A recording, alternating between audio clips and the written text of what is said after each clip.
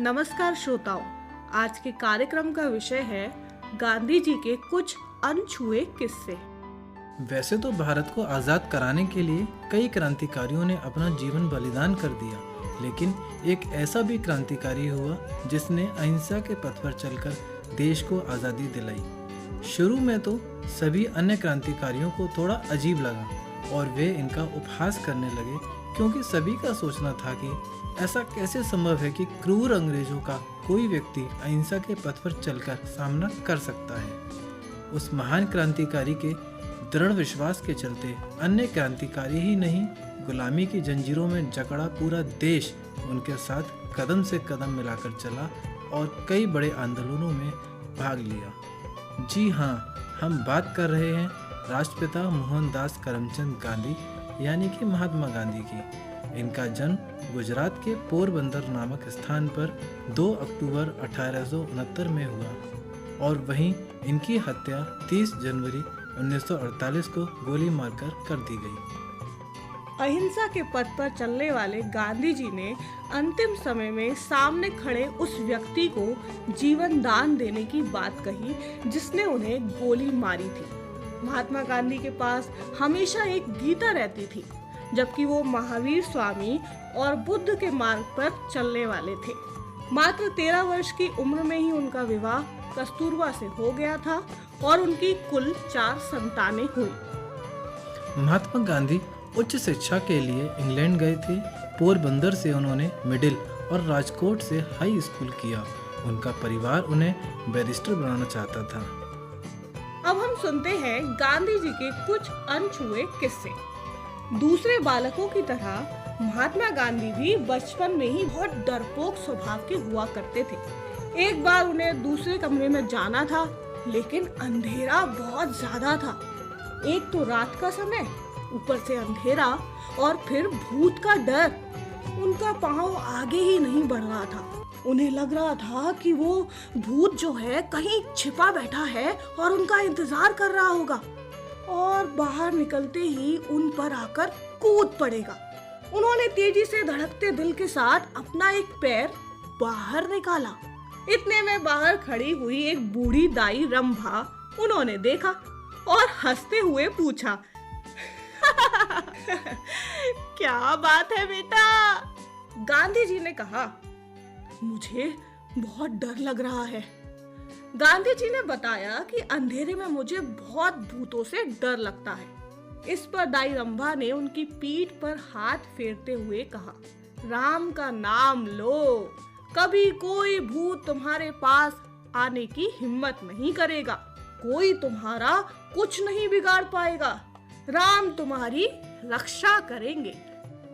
इसके बाद गांधी जी ने राम का नाम कभी नहीं छोड़ा। उनका पसंदीदा भजन रघुपति राघव राजा राम था। वे भारत में राम राज्य की कल्पना करते थे, जिससे प्रेम और सद्भाव हो। अंत समय में भी उनके मुंह से हे राम ही निकला। राहुल, अब मैं तुम्हें गांधी जी का एक और किस्सा सुनाना चाहती हूँ। वो किस्सा कुछ ऐसा है कि एक बार की बात है, गांधी जी के स्कूल में निरीक्षण करने के लिए कुछ बड़े अधिकारी आए थे। फिर उन्होंने क्लास के कुछ लड़कों को अंग्रेजी के शब्द लिखने को दिए। सबने सही लिखा, लेकिन गांधी जी ने एक शब्द गलत लिख दिया था, जिसे देख उनके अध्यापक ने इशारे से उस शब्द को सही करने को कहा। लेकिन महात्मा गांधी तो मन के सच्चे थे। सभी लड़कों के सभी शब्द सही निकले, लेकिन महात्मा गांधी का एक शब्द गलत लिखा हुआ था। फिर बाद में जब उनके अध्यापक ने उनसे पूछा कि जब गलत शब्द को सही करने के लिए कहा तो उन्होंने क्यों नहीं किया, तो गांधी जी ने बोला, जब मैंने गलत लिख ही दिया तो किसी के बताने से वो कैसे सही हो सकता है, जब तक वो मुझे खुद सही नहीं करना आए। और अगर मैं आपके बताने पर लिख भी देता तो मैं निरीक्षक के सामने खुद को झूठा बना लेता। इसीलिए ऐसा करने को मेरा मन नहीं माना। शायद इसी तरह महात्मा गांधी के मन में सत्य का विचार था, जो लोगों के लिए आगे जाकर प्रेरणा बन गया। रेल यात्रा के दौरान एक बार महात्मा गांधी का एक जूता नीचे गिर गया। उन्होंने अपना दूसरा जूता भी फेंक दिया। जब बगल के यात्री ने कारण पूछा तो वे बोले, एक जूता मेरे किसी काम का नहीं आया, कम से कम मिलने वाले को तो दोनों जूते पहनने का मौका मिल जाएगा। तुमने बात की है रेल यात्रा। रेल यात्रा से मुझे गांधी जी का एक और किस्सा याद आता है, कहो तो सुनाऊं? हाँ बिल्कुल। महात्मा गांधी ने जब अपनी पढ़ाई पूरी कर ली तो उन्हें वकालत करने के लिए दक्षिण अफ्रीका जाने का मौका मिला। दक्षिण अफ्रीका में गोरे अंग्रेज भारतीयों को कुली कहकर पुकारते थे, भारतीयों के साथ बुरा बर्ताव किया करते थे, जिसका सामना गांधी जी को भी करना पड़ा। जब वो एक दिन रेलगाड़ी के फर्स्ट क्लास डिब्बे में बैठकर जा रहे थे तो उस डिब्बे में कुछ अंग्रेजों ने प्रवेश किया और उन्होंने शिकायत की कि इस कुली को दूसरे डिब्बे में बिठाया जाए। जिसके बाद गांधी जी ने अपने उस डिब्बे की टिकट भी दिखाया, लेकिन रेल के कर्मचारी नहीं माने और महात्मा गांधी के सामान को बाहर उठाकर फेंक दिया और गांधी जी को धक्के मारकर उस कंपार्टमेंट से बाहर निकाल दिया।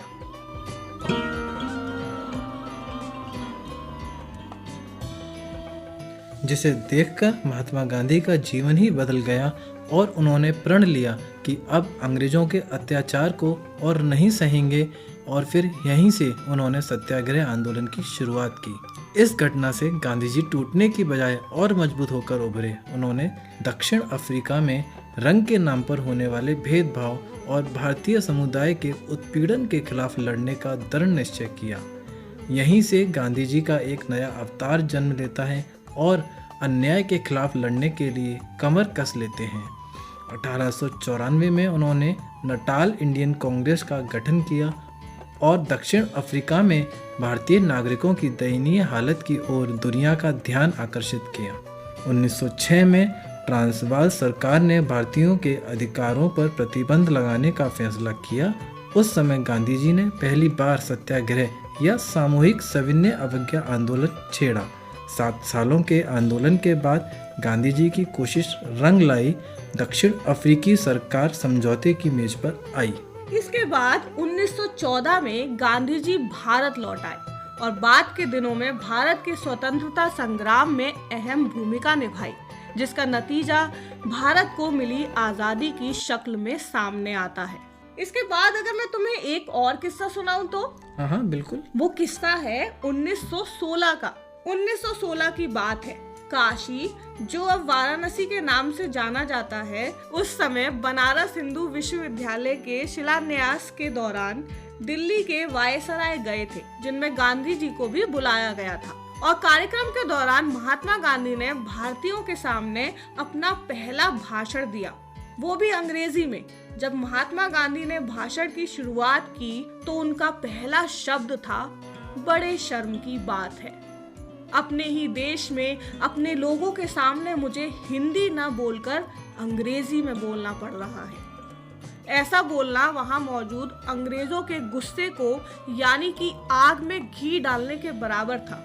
लेकिन महात्मा गांधी बिना किसी के डर से अपने विचारों को स्वतंत्र रूप से बोलते रहे। उनका भाषण सुनते ही सभी लोगों के दिलों में अंग्रेजों के प्रति गुस्सा फूट पड़ा, जो आगे चलकर आजादी की क्रांति बन गया। आजाद होने के बाद कुछ पत्रकारों ने जब गांधी जी से अंग्रेजी में सवाल किया, तब उन्होंने कहा, मेरा देश अब आज़ाद हो गया है, अब मैं हमारी हिंदी भाषा ही बोलूँगा।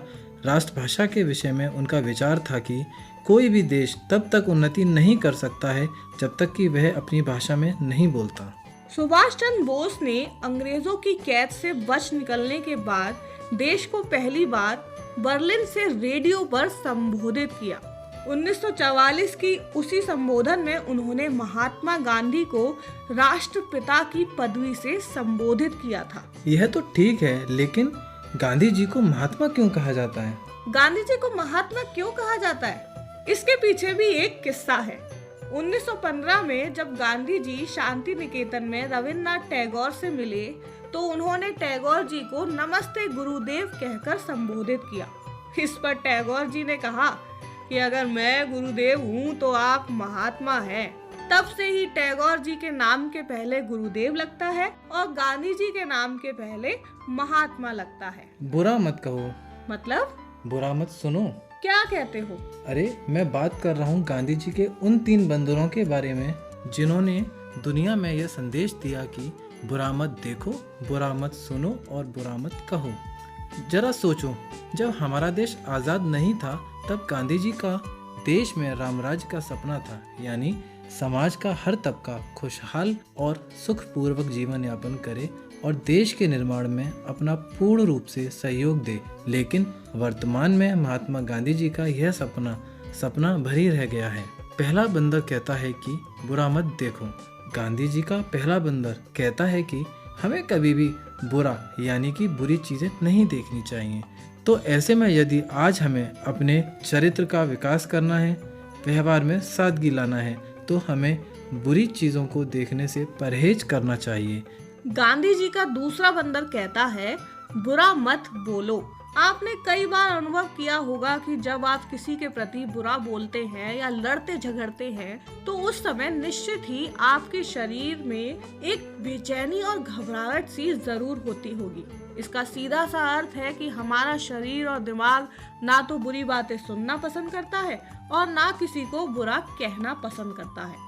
ऐसे में यदि आप दूसरों से अपने प्रति अच्छा सुनना चाहते हैं तो हमें खुद दूसरों से बहुत ही मीठा बोलना चाहिए। बुरा मत सुनो। गांधी जी का तीसरा बंदर कहता है कि हमें कभी भी बुरा नहीं सुनना चाहिए, यानी आपके सामने कोई बुराई करता रहे और आप चुपचाप सुनते रहेंगे तो यह भी एक तरह का पाप ही है। बुराई सुनकर चुप रहना भी एक तरह से बुराई को बढ़ावा देना है।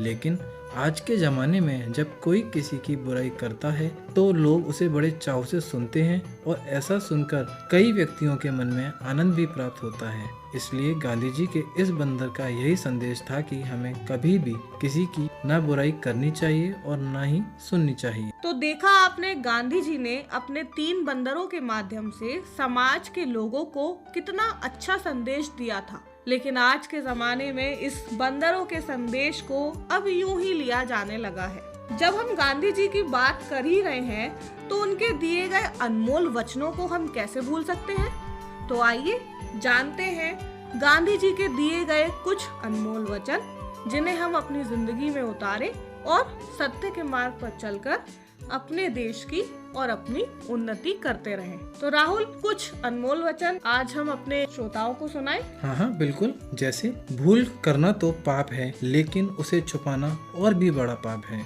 जो कमजोर होता है वो किसी को माफ नहीं कर सकता। माफ करने वाला तो हमेशा ताकतवर इंसान होता है। हृदय की कोई भाषा नहीं होती, हृदय तो हृदय से ही बात कर लेता है। हिंदी को व्यवहारिक काम में लाना राष्ट्र की उन्नति का परिचायक है।